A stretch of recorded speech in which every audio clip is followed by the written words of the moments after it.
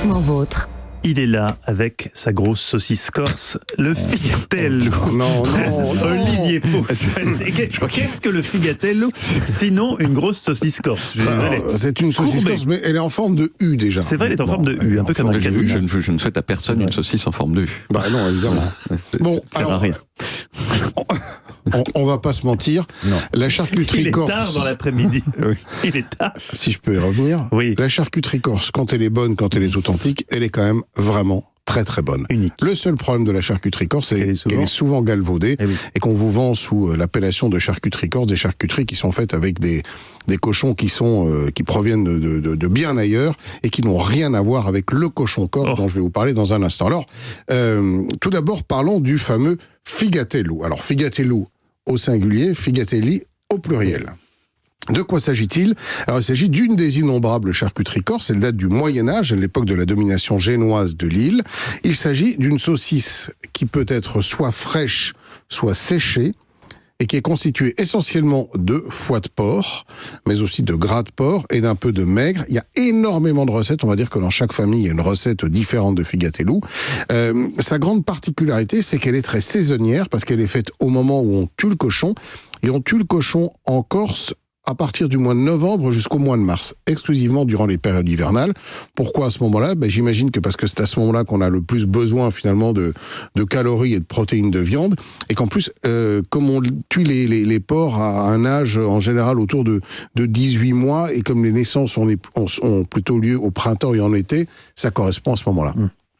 Enfin bref, c'est une saucisse qui est tout à fait saisonnière parce qu'elle est fraîche et qu'on ne peut pas la conserver trop longtemps puisque le foie, vous imaginez bien, ça se gâte. Donc quand on en a, il faut les préparer. Alors, les préparer quand on a une figatello en version fraîche, il faut la cuire. C'est très important. Ah bon? Tout simplement. Pourquoi? Parce que le foie de porc, s'il n'est pas cuit, peut être potentiellement très toxique.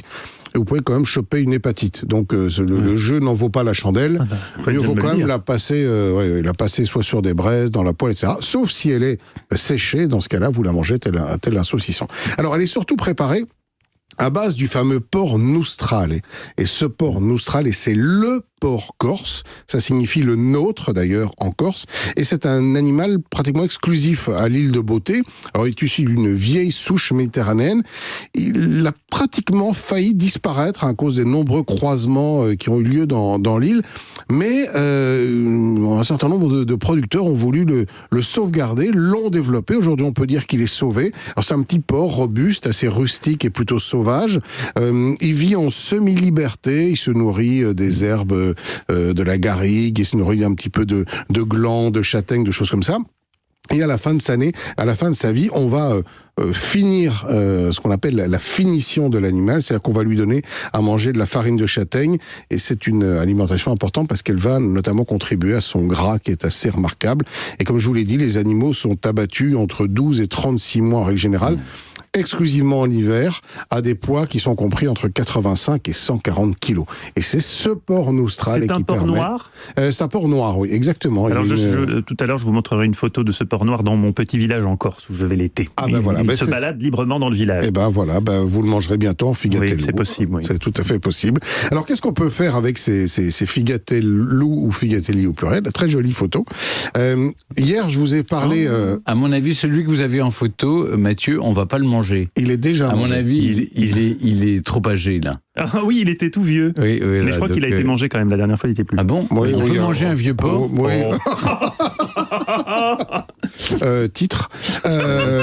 Potentiellement, je pense que oui. Titre. Alors hier, je vous ai parlé des pois cassés. Aujourd'hui, je vous parle d'un autre légume sec, les lentilles. Associer le figatello aux lentilles, c'est absolument remarquable. Vous en prenez un, des lentilles, un oignon, une gousse d'ail, un peu de concentré de tomate, un petit peu de vin rouge corse, un peu de bouillon. Vous pouvez prendre un peu de panzetta aussi, vous savez, c'est une autre charcuterie corse issue de la poitrine. On fait revenir tout ça, on cuit pendant 30 minutes, un petit bouillon pour faire mijoter ça, le temps que les lentilles soient cuites. Et vous allez voir que ce figatello va en même temps parfumer le plat, c'est absolument délicieux. Toute la recette est évidemment sur le site. Un petit conseil, mes amis corses m'ont envoyé des petits messages pendant votre chronique, ne dites jamais figatello si vous allez en Corse, c'est un figatel. Vous ne prononcez pas la fin, tout simplement. C'est plus simple en Corse, vous ne connaissez pas la fin, figatel. Oui. Même se fait reprendre à chaque fois qu'on prononce les voyelles en fin de mot en corse. Oui, voilà, c'est pas vous avez mis sur le Portugal, c'est pareil. Tout à fait, exactement. On dit obrigado.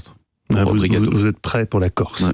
Merci Olivier, on retrouve toutes vos recettes sur le site europe1.fr et on vous retrouve demain autour de la table des bons vivants de Laurent Mariotte de 11h à 12h30 sur Europe 1, bien sûr.